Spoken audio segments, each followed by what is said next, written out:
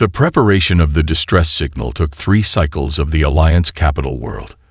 Their linguists labored to create a message that would be comprehensible to species they had never contacted, while their technicians modified beacon technology to penetrate the isolation fields surrounding the quarantine zones. Ambassador Thelia stood at the viewport of her personal quarters, gazing at the glittering spires of Harmony City. She wondered if she would ever see this view again. The signal would broadcast her genetic signature and personal communication frequencies, the equivalent of giving Deathworlders her home address. If they were the monsters described in xenobiological theory, she had just volunteered to be their first target. "Ambassador, your shuttle is prepared," announced her assistant, a musical chime concluding the statement as was customary for their species. Thelia gathered her few possessions. The rendezvous station had been positioned at the edge of Alliance space, as far from population centers as possible. If the Deathworlders proved hostile, Alliance defenses would have time to mobilize. Not that they would be effective against the Void Plague, but the Council insisted on maintaining protocols. "Has there been any response to the signal?" Thelia asked, her skin shifting to a pale blue that reflected her anxiety. 17 responses from various quarantine zones, her assistant confirmed. Most are simply automated acknowledgments, but 3 contain language patterns suggesting intelligent interpretation of our message. Thelia felt her secondary heart flutter with alarm. 3 different Deathworld species are coming simultaneously. The Council debated delaying your departure until we could arrange separate meeting coordinates, but Elder Zoran overruled them. Time is critical. This was worse than she had anticipated. Deathworlders competing for Alliance attention would likely result in dominance displays, possibly violent ones. She would be caught in the crossfire before negotiations could even begin. The shuttle journey was silent.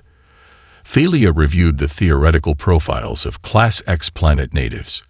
Their bodies would be dense, designed to endure environmental pressures that would crush Alliance physiology.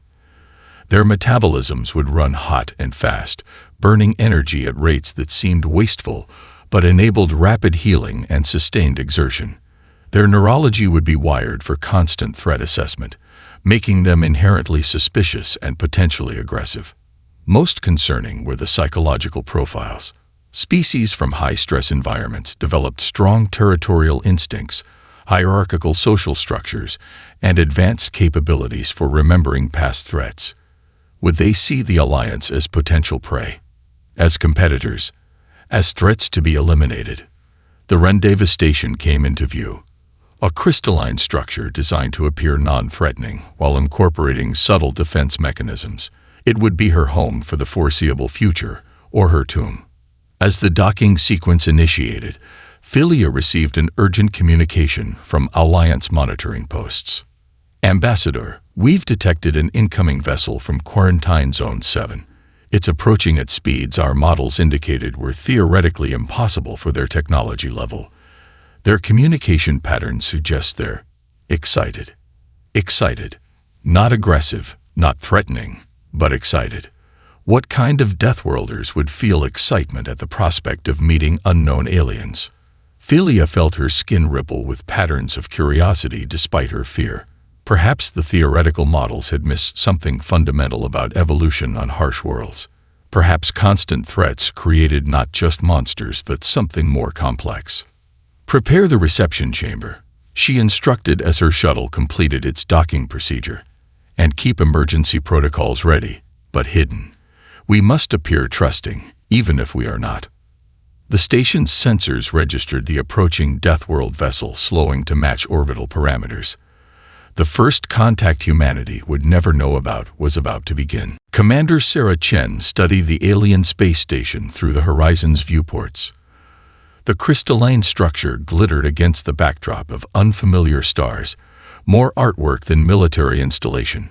She found it beautiful yet impractical, a philosophy that seemed to extend to the entire civilization that had sent the distress call.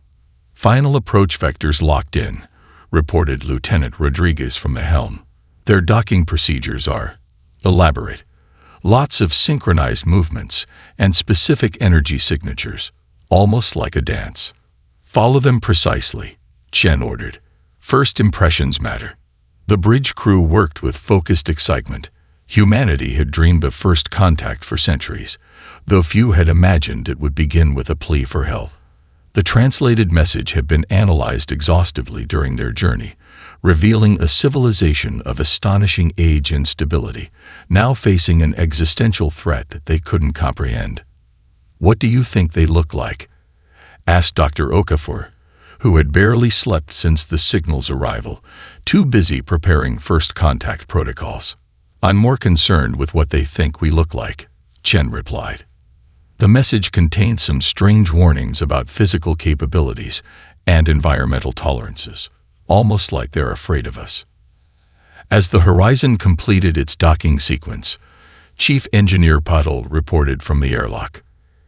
Atmospheric analysis complete. Their air is breathable, higher oxygen content than Earth standard, virtually no pollutants or pathogens. It's like breathing in a pristine forest. Pressure slightly lower than Earth normal. Gravity at about 0.8 grams. Nothing we can't handle. Chen nodded. First contact team with me. Standard protocol. No weapons visible, but sidearms secured. She tapped her communicator. Captain Rivera, maintain position with the Defiant but keep systems at ready status. We hope for friendship but prepare for anything. The first contact team. Chen, Okafor, Patel, and Communications Officer Lang assembled at the airlock. Each wore the navy blue of Earth's exploration fleet, with small magnetic nameplates designed to be easily removed and exchanged as potential friendship tokens. "Remember," Chen said as the airlock began its cycle, "we represent every human who ever looked up at the stars and wondered. Let's make them proud." The inner door slid open to reveal a breathtaking chamber. Crystalline structures captured light and split it into rainbows that danced across surfaces apparently grown rather than built. The air carried faint notes of something like cinnamon and sea breeze. At the center stood a being unlike anything they had imagined. Ambassador Thelia's slender form seemed almost fragile, her skin shifting through colors like an octopus, while translucent membranes extended from her arms like delicate wings. Her large eyes dominated a face with features that reminded Chen vaguely of both birds and amphibians. Those eyes widened in what was clearly shock at the sight of the humans. Thelia's skin flushed a deep purple before she collapsed in a graceful heap. "Medical," Chen called instinctively, rushing forward as Dr. Okafor already moved to examine the fallen ambassador. "Different physiology, but I'm detecting something like a heartbeat." "No, 2 heartbeats," Okafor reported, her medical scanner hovering inches above the alien's body. "Respiration continues. I think she just fainted." Chen knelt beside the ambassador. "First contact, and we've already given someone a heart attack just by showing up." Thelia's eyes fluttered open, focusing on Chen with a mixture of fear and wonder. Her translator device activated with a musical tone. "You move in the open station atmosphere," she said weakly. "No protective garments. No breathing apparatus. How is this possible?" Chen smiled gently. "This is comfortable for us. We're humans from Earth. We received your call for help." Thelia's translator caught her next words despite their softness. "What manner of evolution creates beings who consider this comfortable?" The humans exchanged glances, suddenly understanding the strange warnings in the distress signal. Somehow, these advanced aliens considered them dangerous simply for existing. "The kind of evolution," Chen answered carefully, "that prepares you to help when someone is in trouble." The strategic planning session between human and Alliance representatives took place in a chamber that the humans had respectfully modified. The Alliance's delicate furniture had been subtly reinforced to support human weight, and the humans had arranged themselves at a greater distance from their hosts than would be normal in human meetings.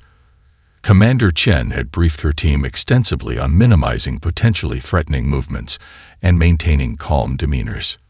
Despite these precautions, the Alliance representatives still flinched when Captain Rivera gestured emphatically during her tactical assessment. The Void Plague adapts within minutes to conventional energy weapons, Rivera explained, slowing her movements deliberately. We'll need to develop constantly shifting attack patterns and frequencies. Impossible, the defense coordinator replied, their voice like wind chimes. Our ships are designed to move in harmony with cosmic energies. The mathematical precision of our formations maintains efficiency. Efficiency becomes predictability when facing an adaptive opponent, Rivera countered. Sometimes the most effective strategy is controlled chaos. The concept clearly disturbed the Alliance representatives. Their civilization had spent millennia engineering predictability into every system, eliminating variables that might lead to conflict or danger. The human approach, embracing uncertainty and preparing for failure, seemed fundamentally wrong to them. Dr. O'Keefer noticed something interesting during these exchanges. While the senior Alliance officials recoiled from human suggestions, the younger staff members showed subtle signs of fascination.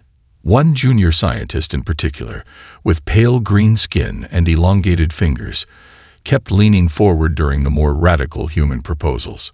During a recess, this scientist approached Okafor cautiously. Your species' approach is unorthodox, they said, introducing themselves as Kilon.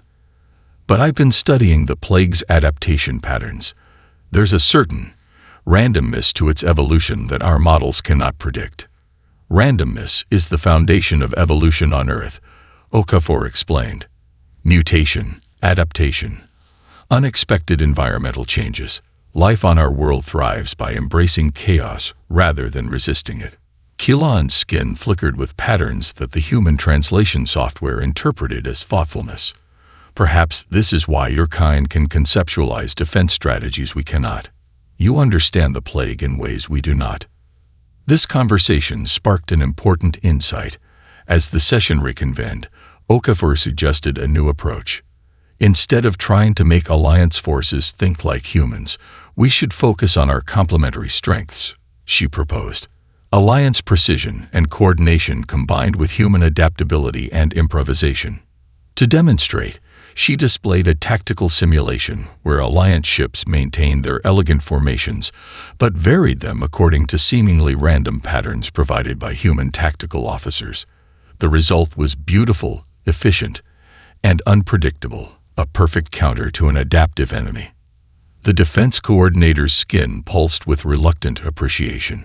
An interesting hypothesis, though implementing such a strategy would require our officers to accept commands that might appear illogical in the moment. Trust, Commander Chen said simply. That's what we're really talking about. Can your people trust our experience with chaos and danger? Can we trust your precision and efficiency? Elder Zoran, who had remained silent until now, leaned forward. Trust is earned, Commander.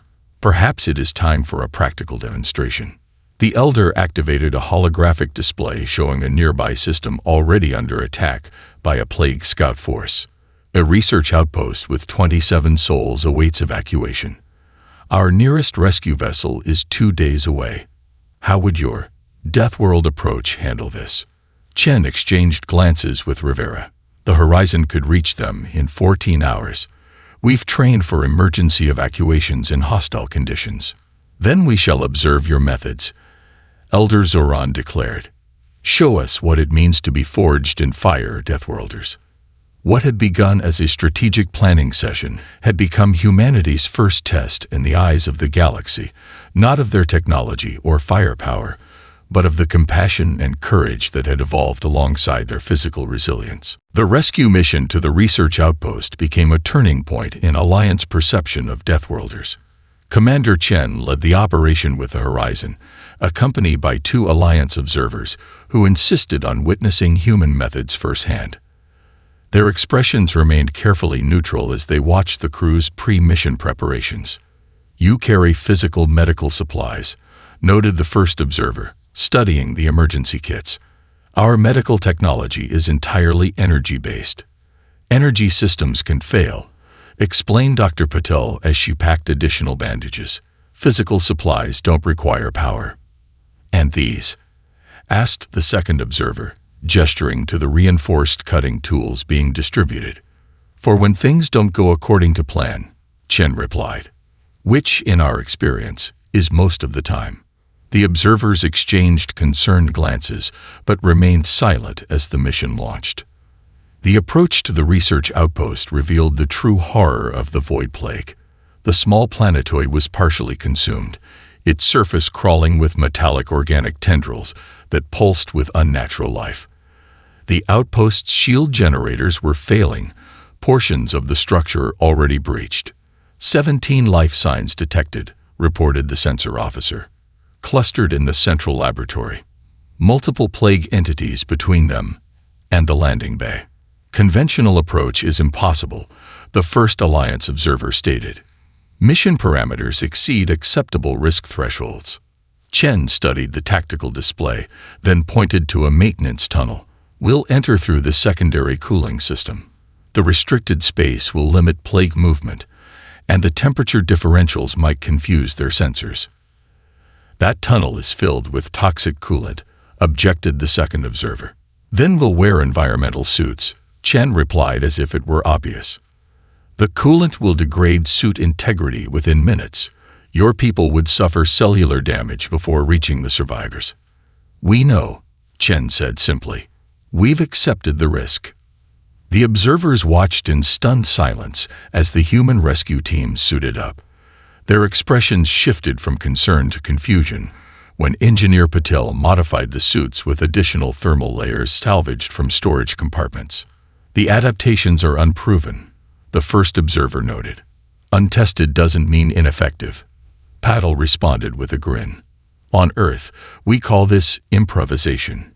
The rescue operation proceeded with controlled urgency. The human team navigated the coolant tunnel, their modified suits holding integrity long enough to reach the central laboratory. They found the Alliance researchers huddled in environmental bubbles, their physiology already stressed by conditions humans would consider merely uncomfortable. Deathworlders, exclaimed one researcher in shock as the human team entered. Rescue team, Chen corrected gently. We're here to help. The extraction required further improvisation. The survivors were too fragile to endure the coolant tunnel, and their environmental bubbles too large to fit through. Engineer Patel quickly reconfigured pieces of laboratory equipment into reinforced transport pods, while Dr. Okafor administered stabilizing compounds to the most affected researchers. The Alliance observers, monitoring via remote feed, witnessed something their analytical models had never predicted. The human team prioritized the survivors' comfort over extraction speed, spoke reassuringly to frightened researchers, and made jokes to maintain morale during the crisis. Their behavior is inconsistent with Deathworld evolutionary theory, the first observer noted, recording observations. Physical resilience, yes, but accompanied by social cohesion and empathetic response. Perhaps, responded the second observer, our theories are incomplete. When the plague breached the laboratory's secondary door, the observers tensed, expecting the humans to abandon the weakest survivors. Instead, 2 security officers positioned themselves as a physical barrier, sustaining injuries to protect the final evacuation group. The mission concluded with all 17 researchers rescued, though 5 human team members required medical treatment for coolant exposure and 3 for combat injuries. The Alliance observers watched in confusion as the injured humans refused priority treatment until the researchers were stabilized. Why risk further damage? Asked the first observer during the return journey. Because that's who we are, answered Chen, her voice tired but firm. We don't measure success by our survival alone, but by how many others survive with us. The observer's final report contained a single recommendation, unprecedented in Alliance history: further integration with Deathworld species advisable. Their perspective may be essential to our survival. The approach to the Plague Scout Force tested the newly formed coalition's integration. 3 human vessels, joined by the crystalline ships of the Raxes and the methane chamber crafts of the Myrans, formed a loose formation alongside 5 Alliance cruisers.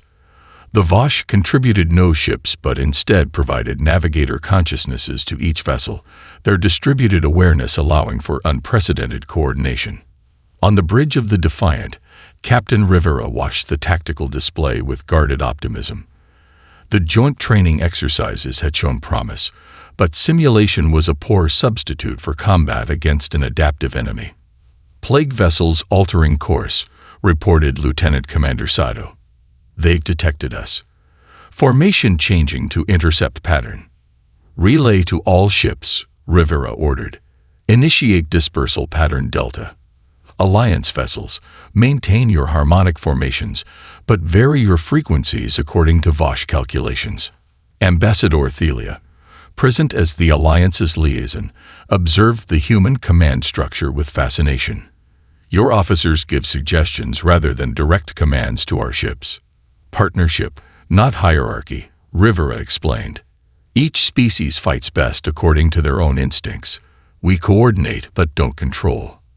The plague's response came swiftly. Energy tendrils lashed out, seeking the predictable patterns they had encountered in previous engagements with Alliance forces. Instead, they found constantly shifting targets, the Alliance ships moving with their customary precision, but in sequences that appeared random to external analysis. It's working, Thelia marveled as the plague weapons missed their marks. They cannot predict our movements. Phase 2. Rivera commanded. Raxus vessels, move to intercept positions.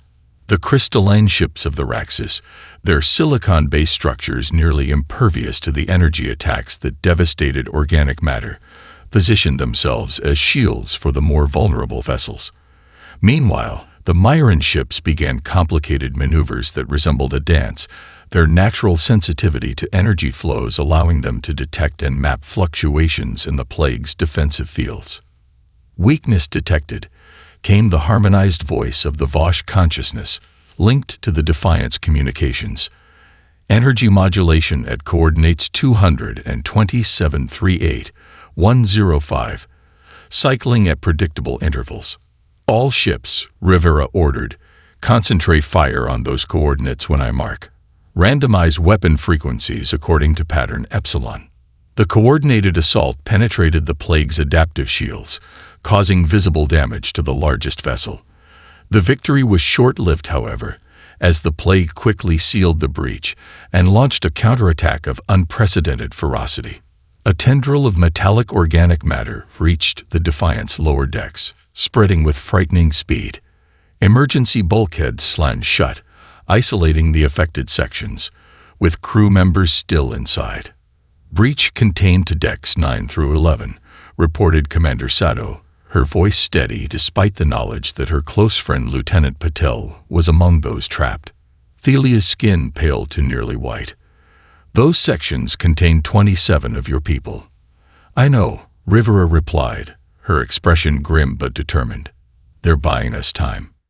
You cannot simply abandon them. We're not abandoning anyone, Rivera countered, but they knew the risks. Their sacrifice protects everyone else aboard. Below decks, the trapped crew fought with desperate creativity. Led by Lieutenant Patel, they used engineering tools as makeshift weapons, discovered that coolant spray temporarily slowed the plague's advance, and ultimately deployed a localized electromagnetic pulse that disrupted the invaded section's plague tendrils long enough to reach an escape pod. From the bridge, Rivera watched as the pod ejected, carrying survivors from what should have been a death sentence. Typical Patel, she remarked with a small smile. Never accepts a no-win scenario. The battle continued with the coalition forces gradually gaining advantage. The plague, facing an opponent that adapted as quickly as itself, began to retreat after sustaining significant damage. As the enemy vessels withdrew, Thelia observed something she had never witnessed in Alliance military operations. The human crew simultaneously celebrated their victory and mourned their losses, their capacity for joy apparently undiminished by their grief. How do you maintain hope after such sacrifice? She asked Rivera quietly. Because they didn't die for nothing, the captain replied. They died so others could live. That gives meaning to loss. Thelia considered this idea. Death with purpose, sacrifice with meaning, and realized it represented a perspective her people had forgotten during millennia of comfortable existence. Perhaps this was the true strength of Deathworlders, not their physical resilience, but their capacity to find meaning in struggle and purpose in pain. The Coalition's temporary headquarters transformed as the Deathworld species arrived in greater numbers. What began as an elegant Alliance diplomatic station now bustled with activity that would have been unthinkable months earlier. Human engineers reinforced delicate structures. Rax's crystal shapers created reinforced communication nodes, and Myron environment specialists established methane atmosphere zones that allowed them to work without cumbersome translation equipment. In the central laboratory, Dr. Okafor led a diverse team studying plague fragments recovered during the recent battle. The Alliance scientists initially struggled with human research methods, chaotic, intuitive, and prone to what they considered dangerous experimentation. Yet results couldn't be denied. The plague's adaptation rate exceeds our models, noted Kilon, now a permanent liaison to the human research team. Each encounter makes it stronger. Not just stronger, Okafor corrected, manipulating a holographic representation of plague neural structures. More complex. It's not just adapting physically, it's learning. A Vosh consciousness sphere pulsed with agreement from its containment field. The entity consumes information patterns, as well as matter. Each civilization it encounters adds to its cognitive architecture. This revelation led to a breakthrough. If the plague evolved by consuming information, perhaps it could be defeated through information as well, a paradox or logical loop that would disrupt its processing. Like a computer virus, but for an organic network. Okafor explained to the Coalition leadership, the Vosh can create a specialized subconsciousness embodying self-contradictory logic. And if this consciousness is absorbed by the plague? Elder Zoran asked. The paradox would propagate through its network, the Vosh representative answered. It is similar to what humans call philosophical shock. The network would need to resolve the contradiction before it could continue functioning. Ambassador Thelia studied the proposed strategy with concern. You would sacrifice part of your collective consciousness. A volunteer subset, the Vosh confirmed. They understand the purpose and accept dissolution. The concept of willing sacrifice remained difficult for many Alliance representatives to comprehend, despite their growing exposure to Deathworlder philosophy. Their evolutionary heritage prioritized preservation above all else, a logical adaptation for species with limited regenerative capabilities and long maturation periods.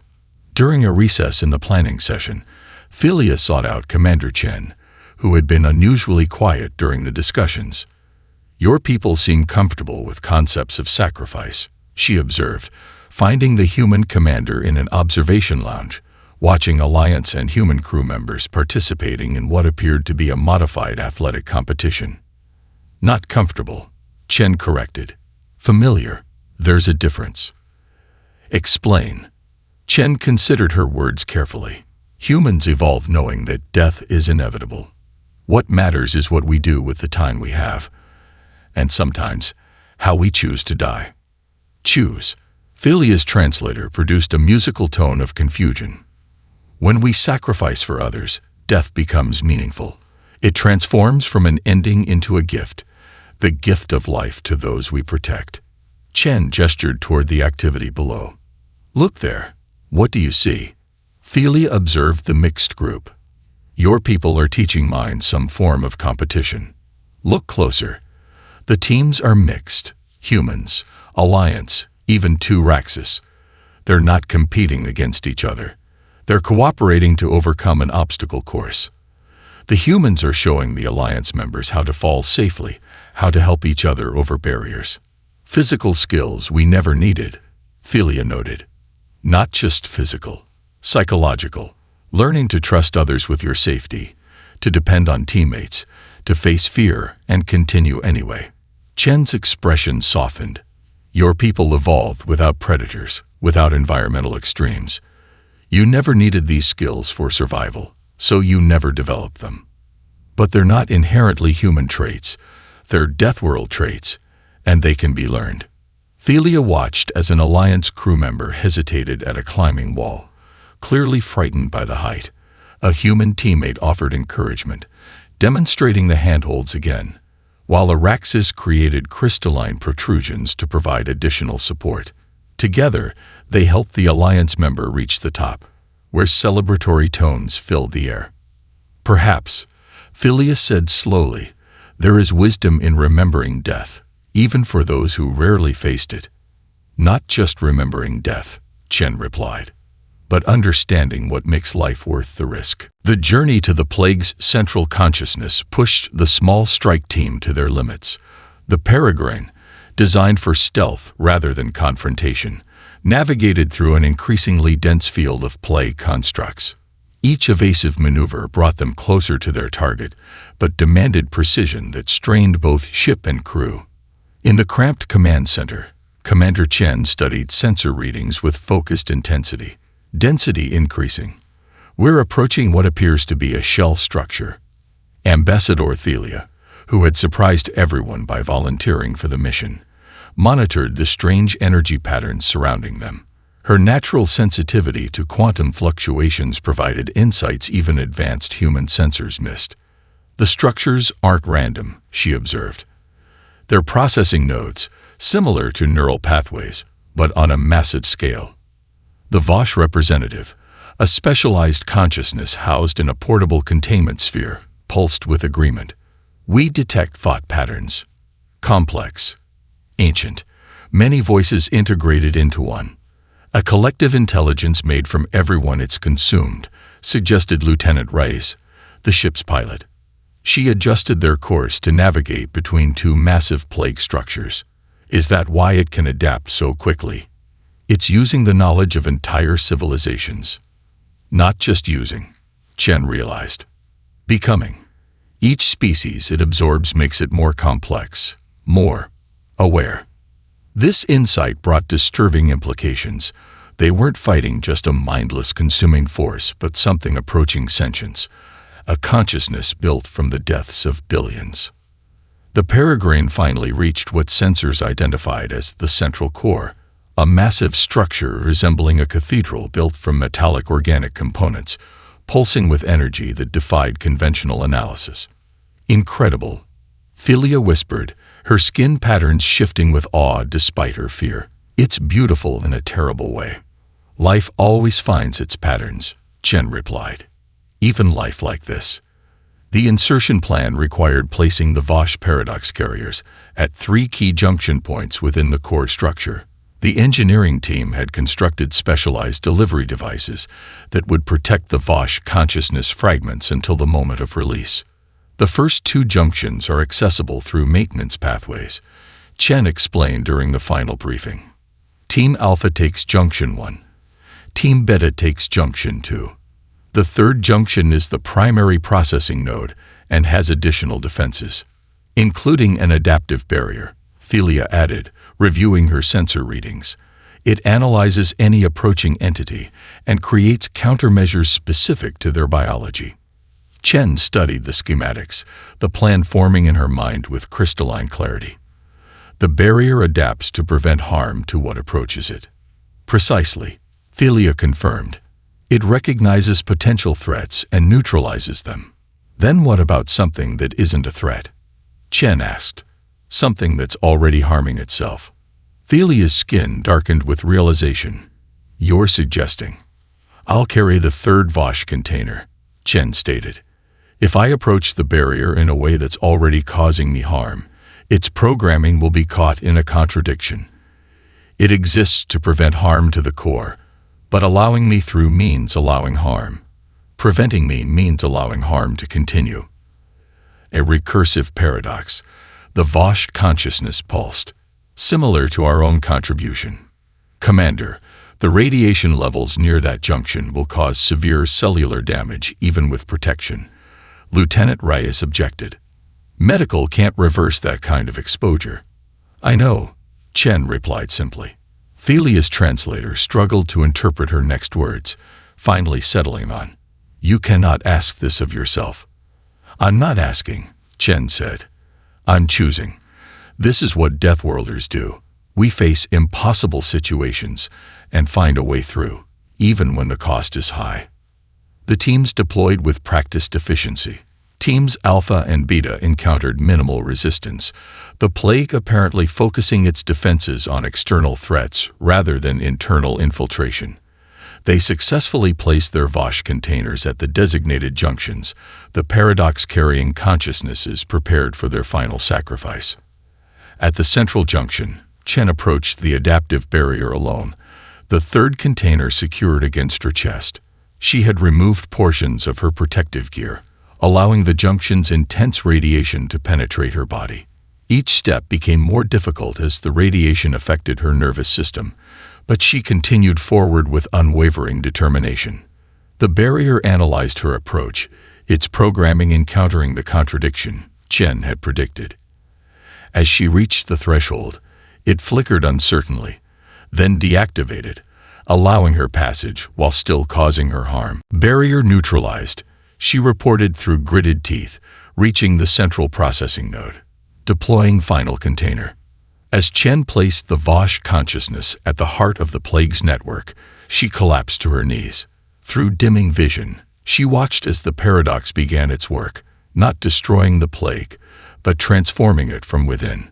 Her last conscious thought before darkness claimed her was satisfaction, not in her sacrifice, but in its purpose. The memorial garden on the Alliance capital world incorporated elements from every coalition species. Crystal formations from the Raxus caught the light of 3 suns, refracting it through meticulously designed pathways. Methane atmosphere sculptures created by the Myrans shifted in hypnotic patterns visible through specialized viewing portals.